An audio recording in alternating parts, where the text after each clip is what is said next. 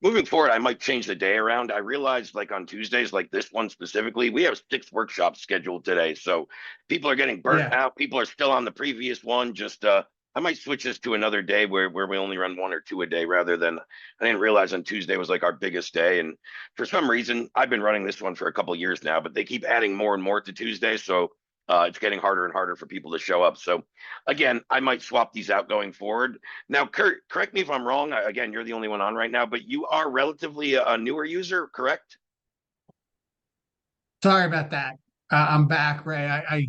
I got kicked out. The Zoom crashed on me. So we are a new user. Yeah. Now that I saw you, I totally remembered the face. When I just saw the name on the screen, I wasn't sure.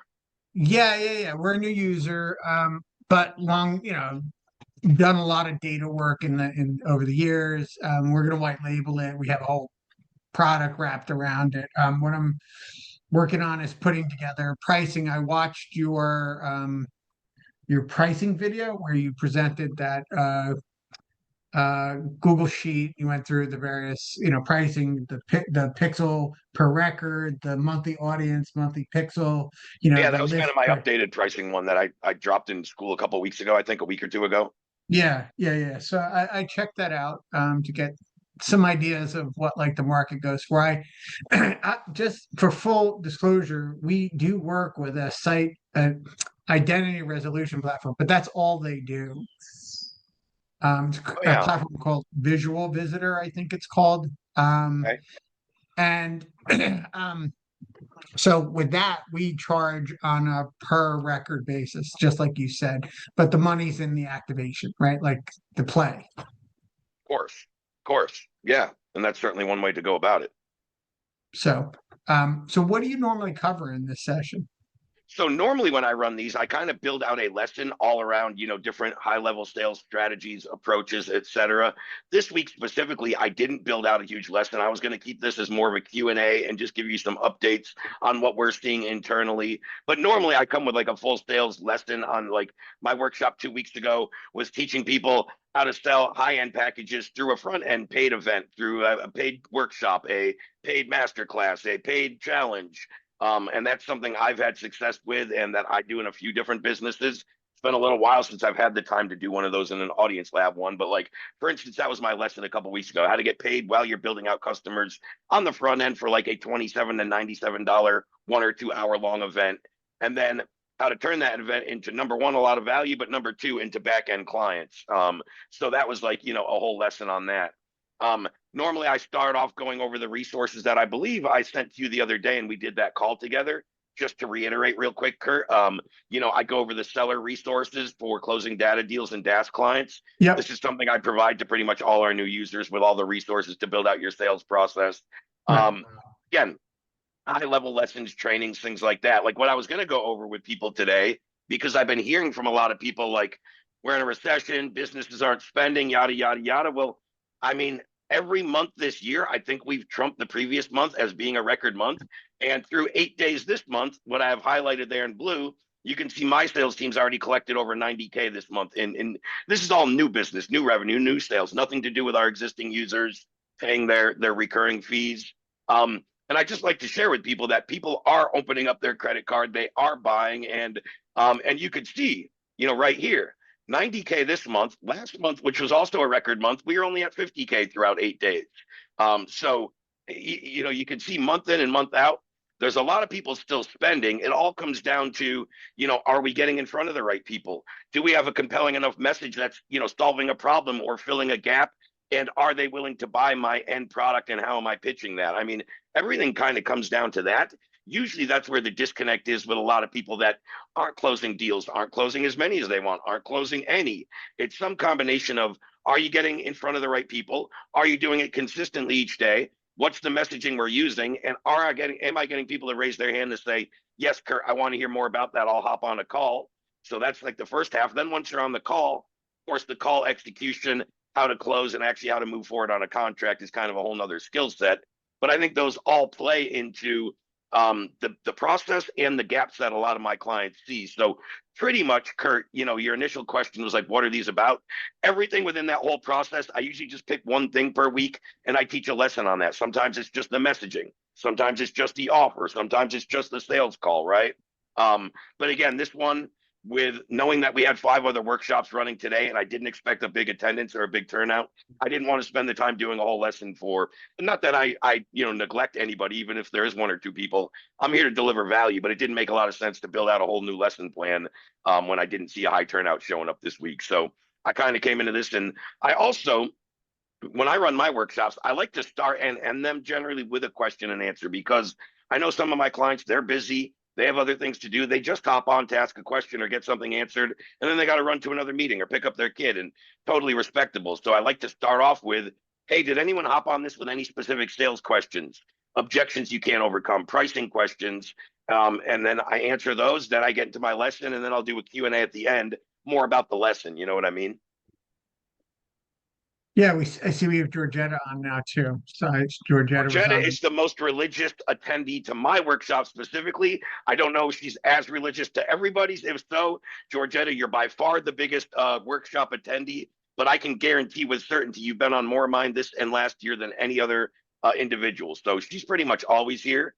Okay. Georgetta will sometimes chime in the comments, but she usually has other stuff going in the background, or just not able to be, for outcoming or discuss a lot of things. Okay. But if she has questions, she throws them in the notes. She also gives me a lot of feedback. I should say the chat. She also usually gives me a lot of feedback on what she took away out of my lessons when I run them. So, yeah, I appreciate that. But Kurt, again, being relatively newer, you kind of told me what you're focusing on right now and where you're having some challenges or things you're looking at. But are there any specific questions that I can address in terms of whatever your pricing, your offer, who you're targeting? If you have anything specific, I could dive into it. Yeah, I mean, the pricing models that you presented in the video. So first, I need to review what you shared on our previous call, on our first call, on our kickoff call. The pricing models that you provide, 1,000 plus 1,500 for the Pixel, whatever, plus a performance or maybe not a performance. There's a lot of different. I think for us, we generally have what we call a rate card, right? Nobody buys rate card. I You know know. that. That's why you don't see one on my website, do you? Yeah. So it's at least a starting point, right? That per pixel, the per list, all of those various things gives us things to work with. I need to review what you sent over. We generally work in the B2B space. So, Got it. I remember you mentioning that actually. yeah, a lot of our customers are less interested. Some are CPL people. The reactivation is definitely attractive there. CPL model works. Performance less so, because they're like, oh, our product is $250,000. They don't want to kick you 10%, right? They don't want Yeah, to no, kick you I get it. 5%. Once you get over a certain or average order Yeah. value, I don't get much performance business either. Yeah. And for me, that's a 9-month, 12-month cycle. That's we're not going to work for that long and not get paid, which, the I payoff would never. sounds great and all, but you know, Yeah, um, and a lot of what you're talking about there is, of course, situational and circumstantial. You're right, to deal cycle, deal value, right? I mean, all those ideas I'm giving are because I have people in so yeah, many different yeah, sure. capacities. Some people are working with people selling $2,500 packages. They're certainly happy to give a percentage. You know what I mean? And Yeah, yeah, yeah. And then we do have some like home services, and then we have software companies, and so we have a lot of different a lot of diversity in our customer types. So yeah, this type of model gives me some framework which we can build out. I think I can. I was just joining today to kind of get like the over like what do you totally. normally do for on these Totally. And this sessions? one's a little different than my normal, as I Yeah. mentioned. Again, I didn't necessarily go through a whole lesson today, but as to what you were just saying, let me give you a couple other pointers or thoughts that came in my head, kind of as you were talking. So, number one, you had mentioned, reviewing my more recent and kind of updated pricing doc that breaks it down into, per record or per list or per unit, but also as I went over on our initial call, Kurt, which you again just said you might need to review, the main pricing tutorial that I've had within the classroom section, the agency win kit, is a little more encompassing and Perfect. a little more wide ranging. I think I got Yeah. a little more granular in that second one you're talking about. And even if you look at the document, if you got the document from that training that you mentioned, the one you watched the other day, I actually put the link in there to go watch this one, or a little tutorial on saying, hey guys, this one here that you're talking about, Kurt, is kind of secondary. Go back to the agency win kit initial pricing tutorial if you hadn't already watched that. So again, I think that is one thing. And then, Super helpful. to the other point of like, this is a great example, what you see on my screen, of what we call the pixel forecast calculator. And why I saved this one and keep this one with the numbers it is. Of course, I can make my own copy and update this and play around with it and switch the numbers. But this is a live example from one of my DaaS clients like you, Kurt, or Georgetta, or anybody else. I saw somebody else just hopped in the call a moment ago. Sweater. Like, there we go.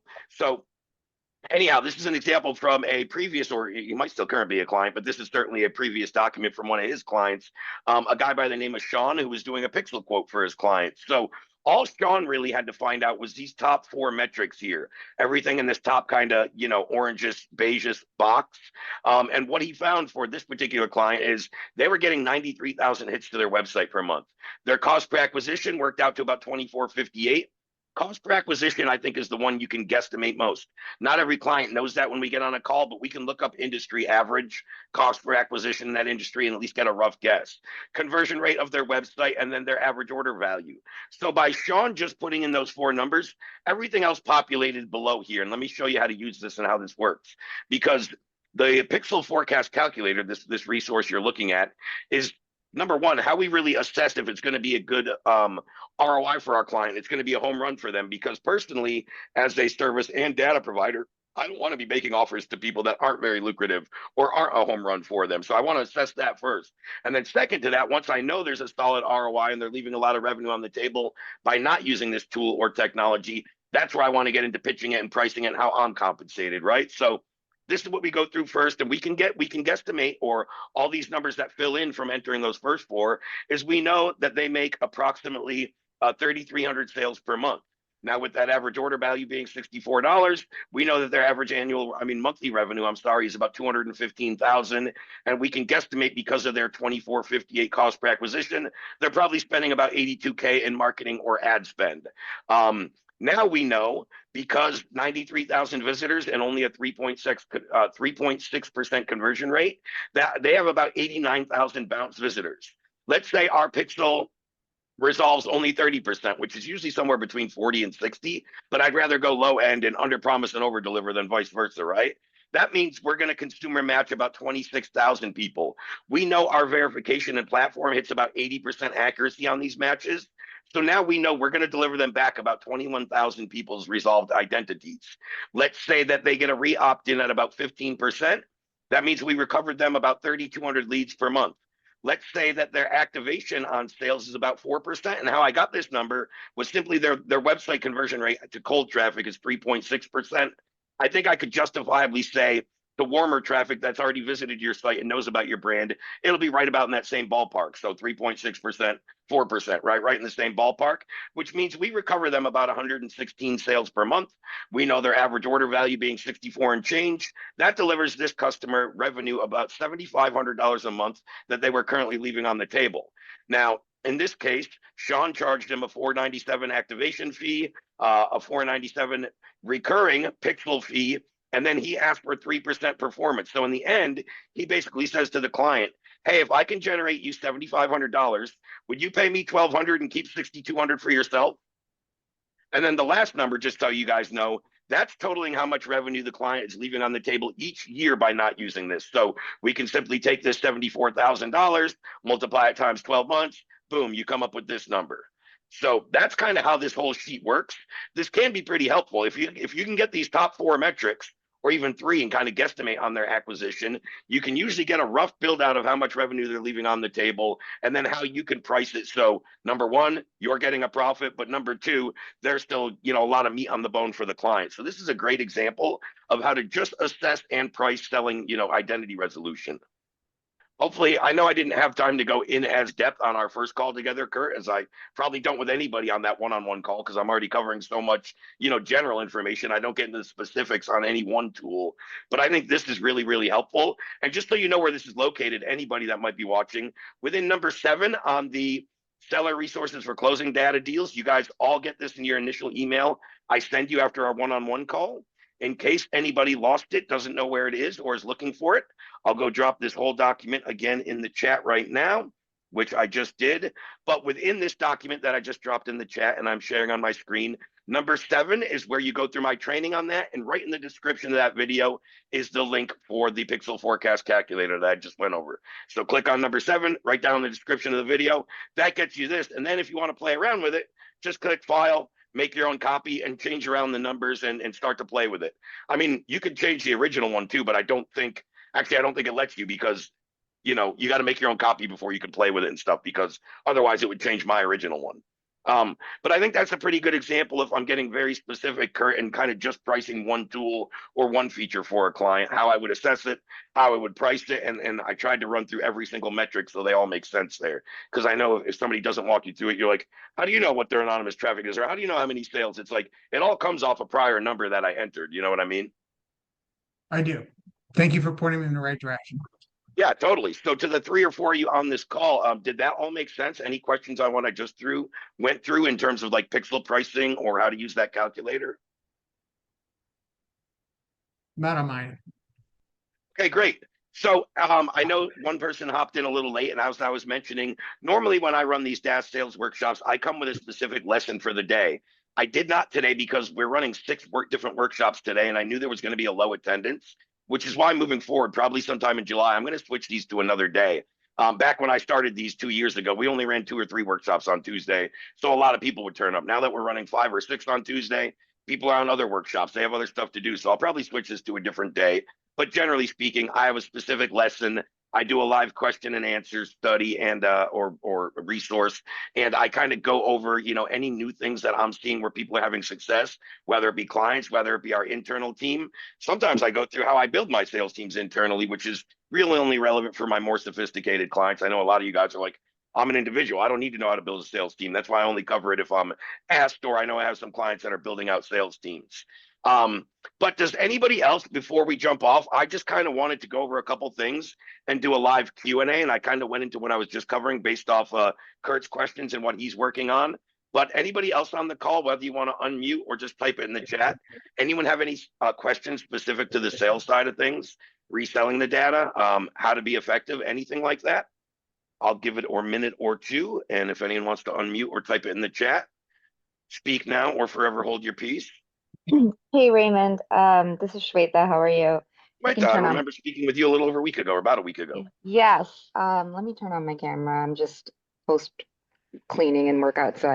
Anyways, so thank you for your initial call. And then like the easy wins call that we had. And then since then, I haven't really been I feel like I'm not utilizing all of the amenities that the subscription provides. And I was talking to I know it's like, but it's also a fire hydrant to the face, right? It's a lot. It's a lot when you first come in. The data that you guys provide to help us be successful, like just processing everything, being able to know what can I do of the 50 different ways I can do it. I hear you. So my strategy, even on our call, had been before I even really did anything else, was the newsletter subscription strategy.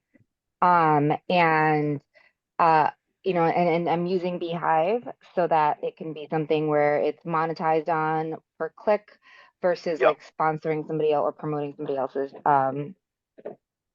else's subscription or newsletter as well. I believe I remember you telling me that. Yes. So with that all being said, cold email has been my primary leverage. And I'm kind of starting to feel a little dejected with the responses that I'm getting when I tried to do cold email outreach for non-newsletter sale attempts. I did the create a list of people looking for customers and create a list of people that are customers, right? And I sent out emails to the business owners that would be looking for more leads, trying to have trying to connect with them saying, I can help you with better data to find better customers, or find, Well, is and, that or is that your exact messaging? I'm sorry to cut you off, but is no, that kind of no, it's more along the lines of, hey, I've done this in my business, and this is what's worked for me. I have access to these tools that can allow me to do this for my business, and I now wanted to share it with you. Wondering if you would be interested. Let's set up a call, or can I send you more information? And like using like the cold email strategy templates, using the using AI to like come up with like uh the best templating of that, and then syntax to like get like the humanization of the email outreach. But like for someone who gets like a 40% open rate for newsletters, and then I do like the small or B2B outreach to talk about the pixel, and I get like zero opens, and I'm not sure what I'm doing differently. The language is kind of the same. It's like, hey, I'm interested in sharing this with you about a Yeah, let me try to newsletter. break down my thoughts here. Great Okay. context there. So, number one, I think 40% is great. It's actually high for email campaigns, open rates. For I mean, it's newsletter, but yeah, yes, no, I got I the get view. I totally get they're different. I'm just saying overall 40% open rates are great, better than industry standard. 0% is not great and way below industry standard. When you're saying you're going from like 40 to zero, that's crazy. Hmm. Lets me think that maybe the targeting isn't dialed in with who we're getting on this list. I'm not quite sure. That's the Sure. first thing I would look at. Number two, it sounds like you're using similar messaging, so I don't know that that's necessarily the problem. But I also think you need to kind of have a different switch on messaging because, like you said, newsletter campaigns are different and have a different objective and a different success rate, as we talked about. So, a lot of stuff with email certainly comes down to our messaging and our copy. I mean, things that I've seen work best are, again, different niches and industries, but simply going to home services. Hey, Shweta, I have 200 people in San Diego County currently looking for a new roof. Would you like me to share those leads with you? Now, how many roofing companies would open and read that and say, no, I don't want 200 people that are in my town looking for my service, right? So Right. sometimes we can just really get really direct and say, hey, if I could provide this to you, would that be valuable? Another really good one that I've seen work generally is, hey, Shweta, you run a whatever, let's say an e-commerce brand. Is it a priority for you guys to grow and scale this year? Or are you kind of complacent where you're at, right? I like to just get a reply saying, yes, I'm looking to grow and scale. Great, because we only work with businesses that are in growth and scale mode. And I have some tools that are cutting edge that can help you skip through the noise and really, recoup some profits. Are you open to a conversation? So personally, I like to do my first email to just get them to say yes and raise their hand, and then I get into my offer and my call to action. That's what I've seen have more success outside of the newsletter capacity. Again, just more mainstream lead gen, Yeah. agency. And yeah, I run a lot of different cold email campaigns where I'm just like, hey, I have this, I can give these to you. Would you want this list? Hell yeah, I would. Cool. Hop on a call, yada yada yada, and I take them from there. Or hey, Yeah. are you in growth mode? Yeah, we're looking to grow. Great. What if I could show you some cutting edge technology tools that can add another revenue line stream or another revenue stream into your business? Would you be open to that? Yeah, I'm open to another revenue stream. Great. Here's my link. Hop on a call. Let me show you how it works. So, again, sometimes we can even get more direct and simple.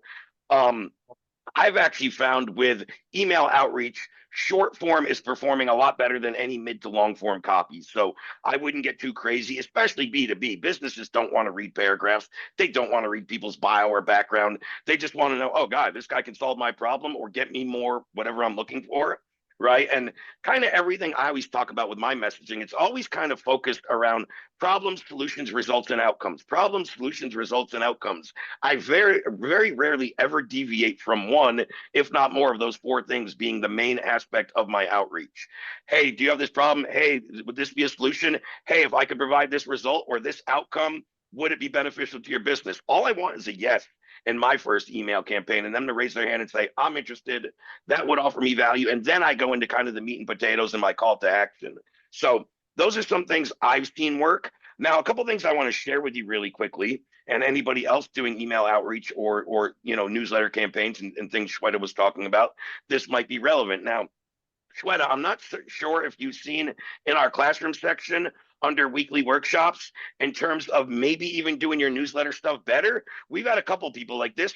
This workshop with a client of ours that is crushing it. You know, he built a 30K stub newsletter using intent data. He built Nick? that from scratch, that full list. So there might be some other strategies and approaches that you can use to make your newsletter thing even more lucrative or more profitable. That's first and foremost. And then second, on top of that, something I just dropped in school earlier this week, this post right here. Now, not sure, but as I mentioned in here, one thing I always try to do, I have a pretty good network and I'm connected to some pretty high performing individuals that do it at a pretty high level, especially people that focus on something that isn't my expertise or I don't have the full time to teach on, like in this case, email marketing. So I have a special guest coming in on the 24th at 2 p.m. This is already in our calendar section at school if you want to sign up and put yourself in for this workshop. But this is with David Feldman, who is Russell Brunson's email marketing and copywriter. He's Oh, the been soap running opera all of his. series guy. What's that? The soap opera series email guy, Yeah, Russell Brunson. yeah. You got it right. You got it right. Yeah, founder of Mug Branding. He's coming on to do a workshop all about all the little tips that he does for how he writes his subject lines to get more opens, how direct he is with his initial outreach, what works for Russell and his different brands and companies. So this could be really good for anybody doing email marketing that just wants to do it at a higher level, higher conversions, more volume. All those things are what David's going to be covering. So those are a couple things I would say and resources initially, Shweta, that may interest or help you in this. You know, checking out our newsletter campaign, our client that crushed, maybe showing up to the email workshop with that guy who knows a bit more than me and does more email than myself. Yeah. But you'll see that going forward. Pretty much every month, you're going to see a guest speaker workshop that they always come from my network. I already have one on the books in July. August, I haven't announced yet, but I already have that guy lined up. So I try to bring in one expert that's pretty freaking damn good and well known at what he does each month that can deliver you guys value that I either don't have the time or expertise to do. Sure. No, I'll definitely look into signing up to that.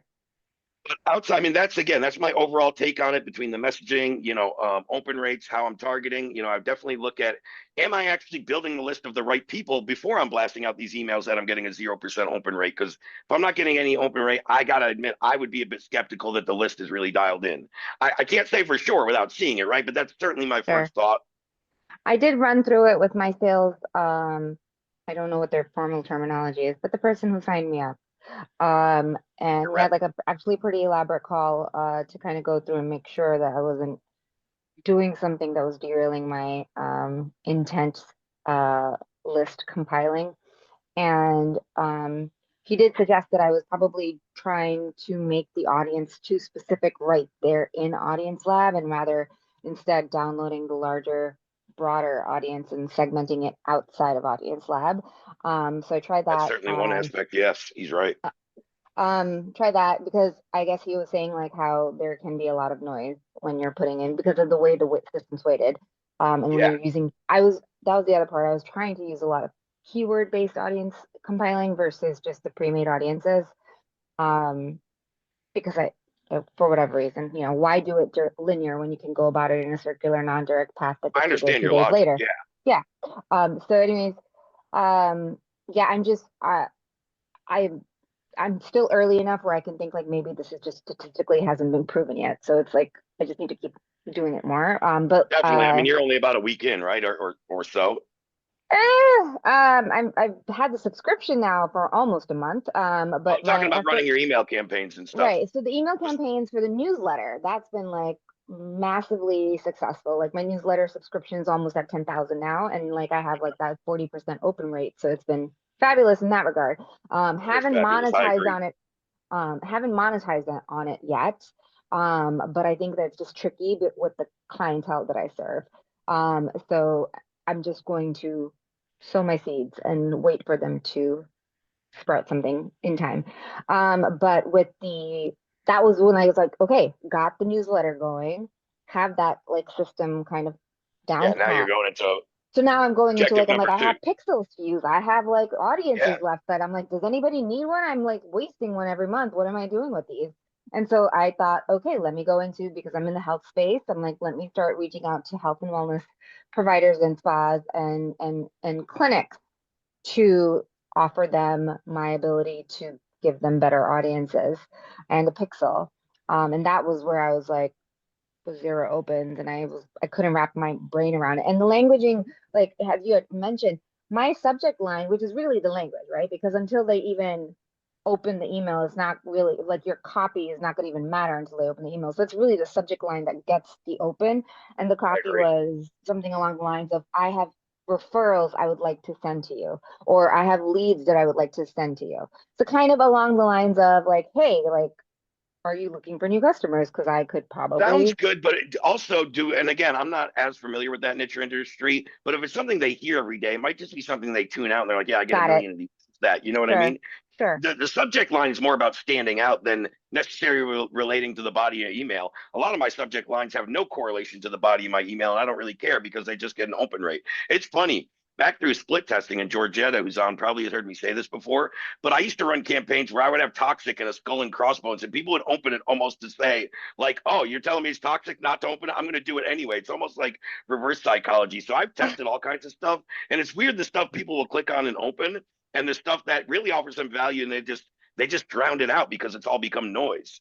So Huh.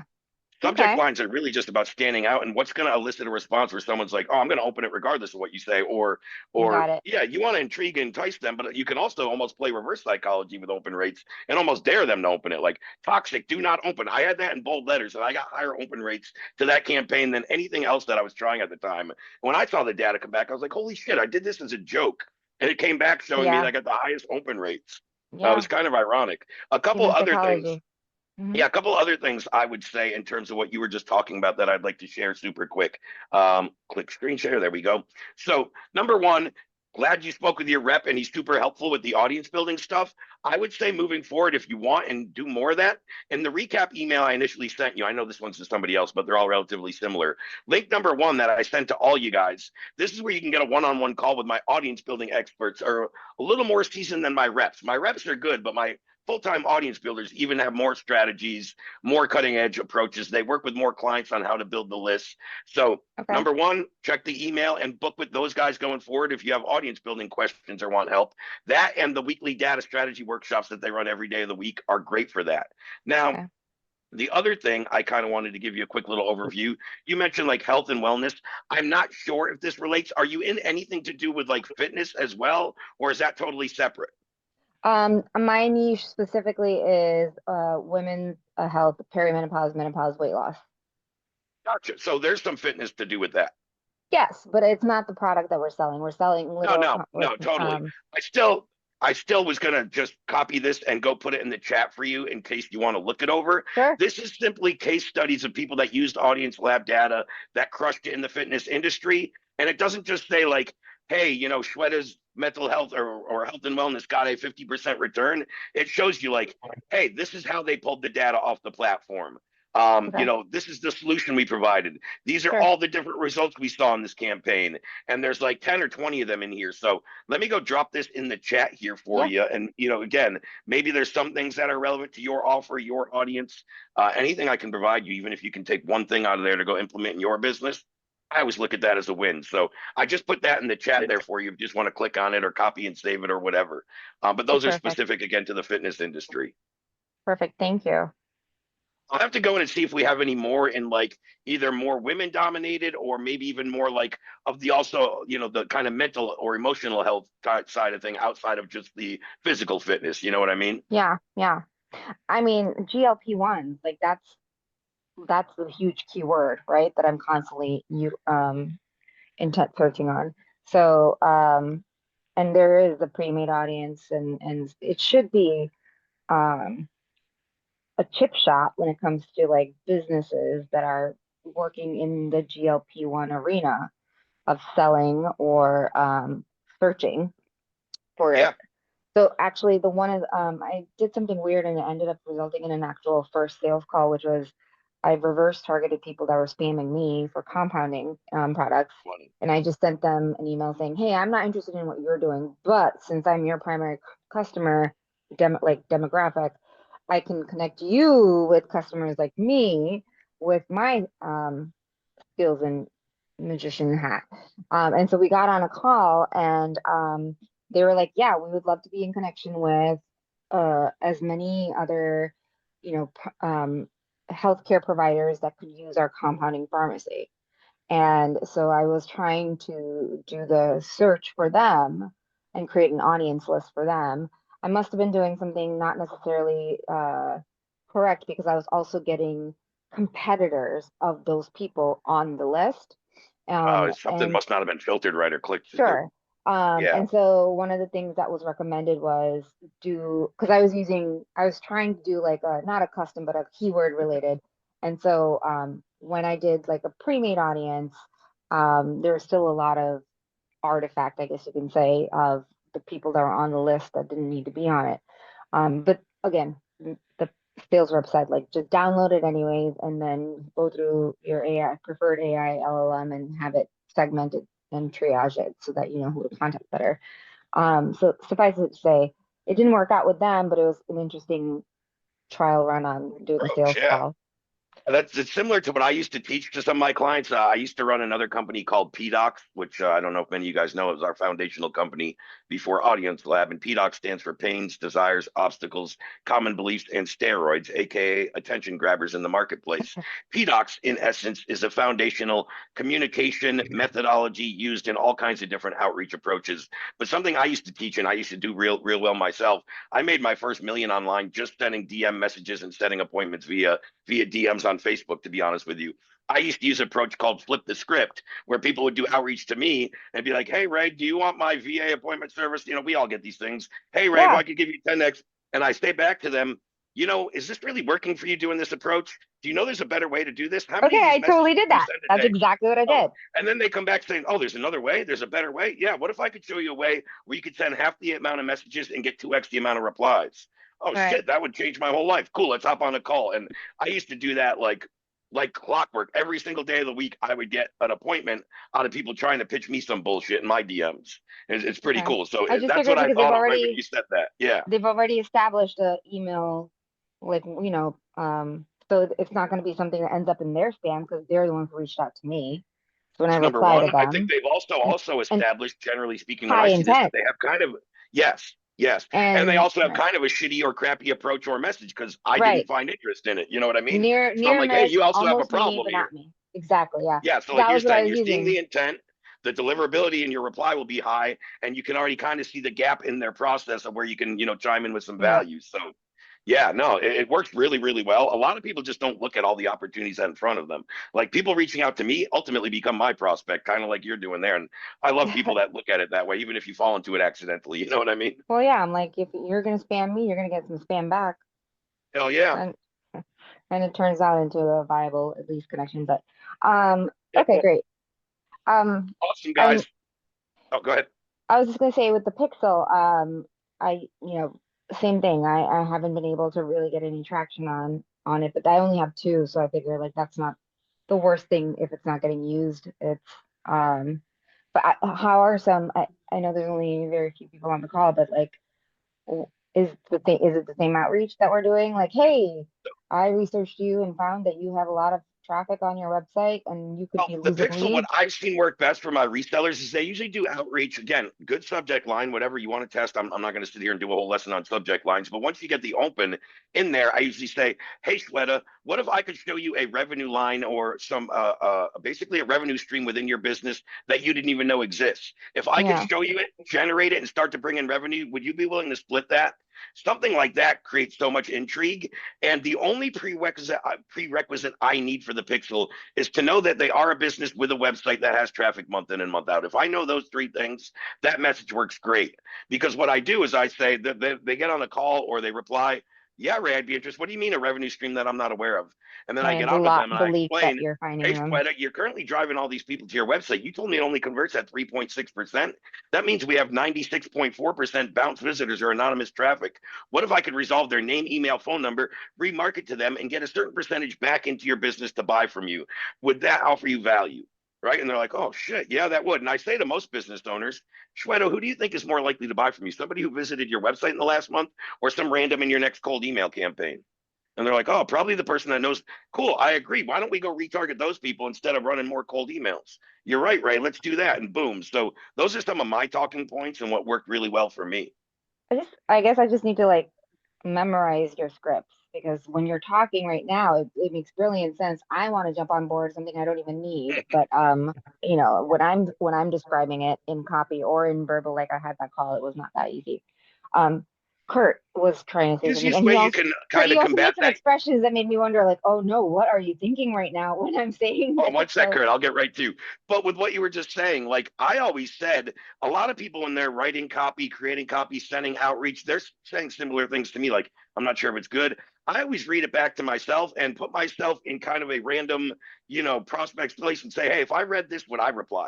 Would this right. offer me value? And if the answer, if you're being honest with yourself, I wrote a lot of shit where I was like, no, I would never reply to that. You know what I do? I delete it and I don't send it and I reword it, right? So Mhm. sometimes we just have to be really honest with ourselves and kind of troubleshoot our own messaging before we ever send it. I think a lot of sometimes people just write it and click send. They don't think about it. They don't troubleshoot it.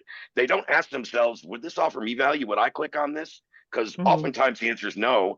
And if the answer is no, do you really expect your market to click on it if you wouldn't? Right. Right. You know what I mean? Kurt, go ahead. Sorry about that. Go ahead. So my question was related to how are you tracking performance-based programs? Like, Sure. Let's say how are we're you doing it with guys this. doing? Go. Was there more to that? I'm sorry to interrupt. No, go ahead. Okay, so I didn't interrupt. Great. Good. So basically, very simple is let's say the super pixel, for instance. What I do is I either, number one, you have to get access to their main website to even install the pixel. So whether it's you or the client's got logging in with you, you have to have access.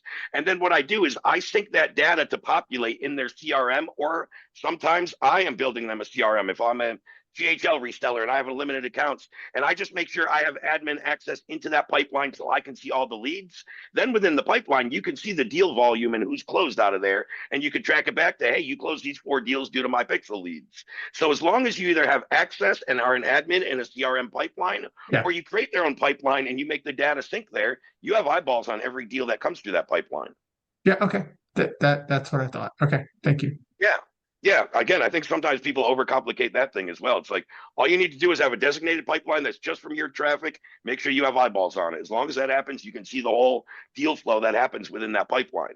Absolutely. And Shweta, I used to be a publisher. Oh, Um, uh, and the email part, the B2B emails that you're doing, I mean, a zero open rate. So first of all, tracking on opens, like what, those are rarely accurate.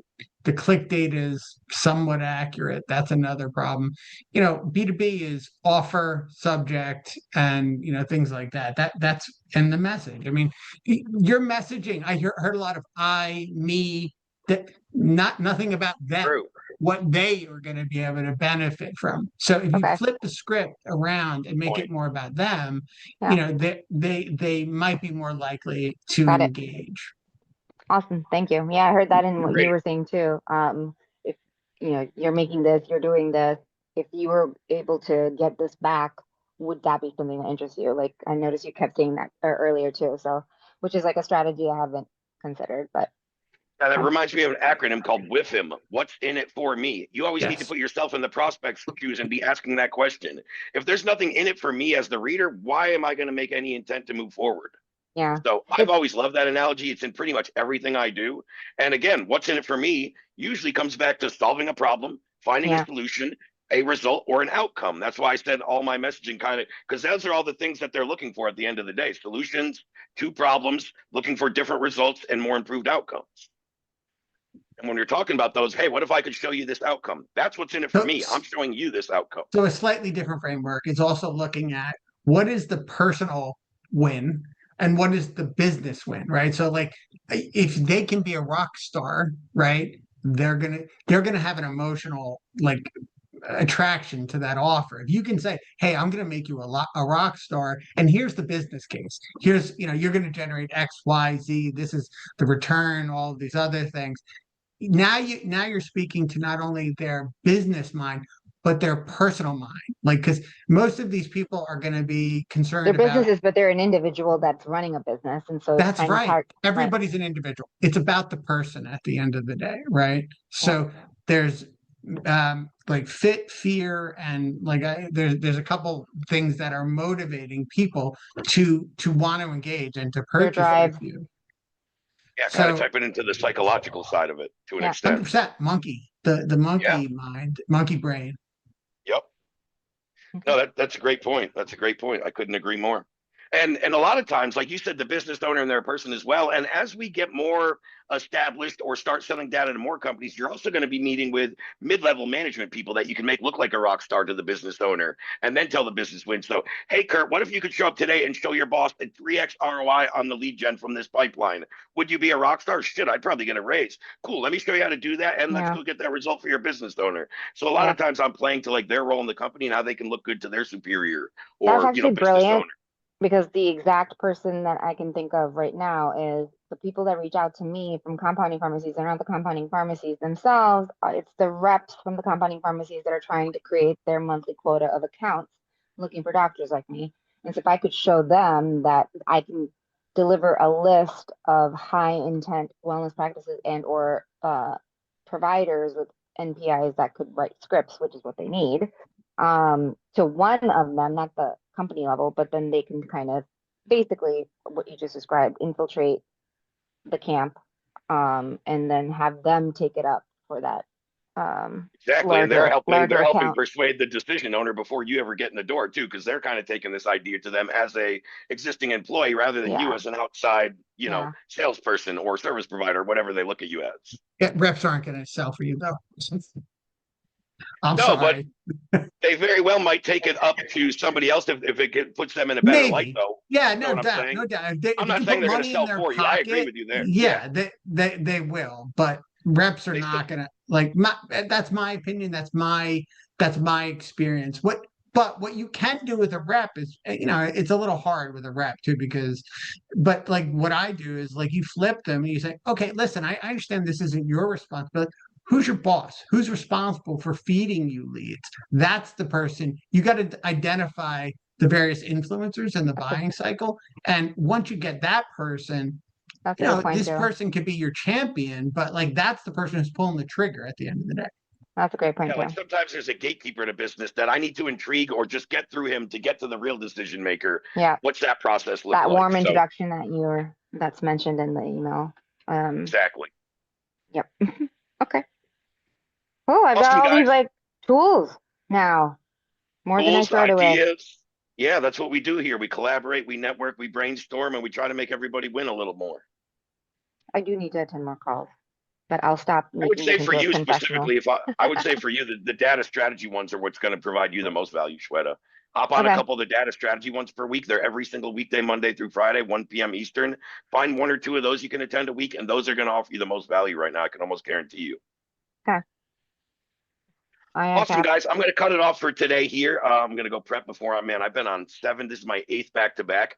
I did take a breather to eat, but today has been so slammed. And now I have Such a a 4 p.m. slacker. So I know. I'm used to it, but I'm going to go slack for 10 minutes right now and get a breather before my next call. So I'll catch you guys later. Thanks, Ray. Have a good Thanks, one. Raymond. Bye. Quite welcome. Bye-bye. And thank you, Kurt. You're welcome, Shweta. Thanks, guys.